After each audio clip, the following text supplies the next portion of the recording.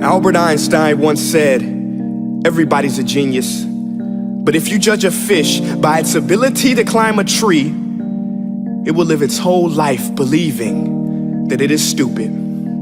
Ladies and gentlemen of the jury, today on trial we have modern day schooling. Glad you could come. Not only does he make fish climb trees, but also makes them climb down and do a 10-mile run. Tell me, school, are you proud of the things you've done?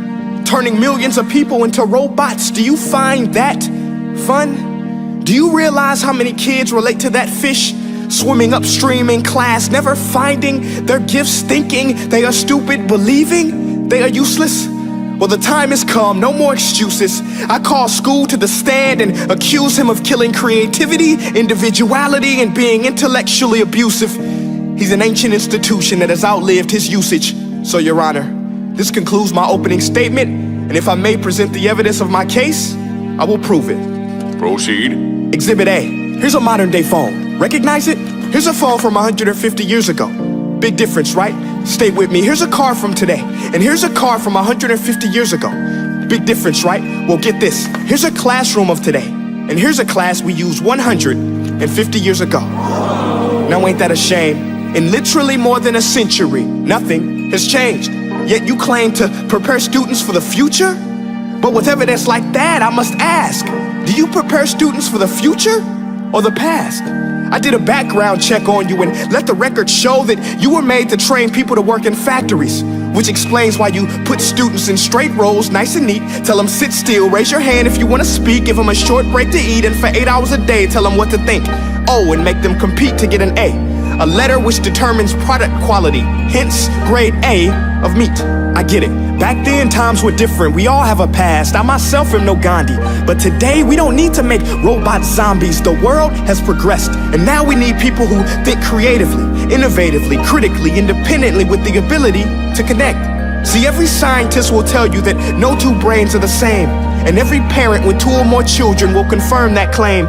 So please explain why you treat students like cookie cutter frames or snapback hats, giving them this one-size-fits-all crap. Watch your language. Sorry, Your Honor, but if a doctor prescribed the exact same medicine to all of his patients, the results will be tragic. So many people would get sick, yet when it comes to school, this is exactly what happens. This educational malpractice, where one teacher stands in front of 20 kids, each one having different strengths, different needs, different gifts, different dreams, and you teach the same thing the same way?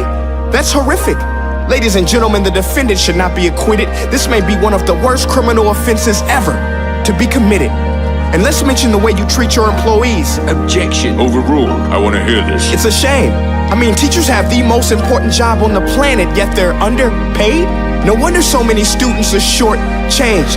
Let's be honest, teachers should earn just as much as doctors, because a doctor can do heart surgery and save the life of a kid, but a great teacher can reach the heart of that kid and allow him to truly live. See, teachers are heroes that often get blamed, but they're not the problem. They work in a system without many options or rights. Curriculums are created by policymakers, most of which have never taught a day in their life. Just obsessed with standardized tests. They think bubbling in a multiple choice question will determine success. That's outlandish. In fact, these tests are too crude to be used and should be abandoned, but don't take my word for it. Take Frederick J. Kelly, the man who invented standardized testing, who said, and I quote, "These tests are too crude to be used and should be abandoned." Ladies and gentlemen of the jury, if we continue down this road, the results will be lethal. I don't have much faith in school, but I do have faith in people. And if we can customize healthcare, cars, and Facebook pages, then it is our duty to do the same for education, to upgrade it, change it, do away with school spirit, because that's useless. Unless we're working to bring the spirit out of each and every student, that should be our task. No more Common Core. Instead, let's reach the core of every heart in every class. Sure, math is important, but no more than art or dance. Let's give every gift an equal chance. I know this sounds like a dream, but countries like Finland are doing impressive things. They have shorter school days. Teachers make a decent wage. Homework is non-existent, and they focus on collaboration instead of competition. But here's the kicker, boys and girls. Their educational system outperforms every other country in the world.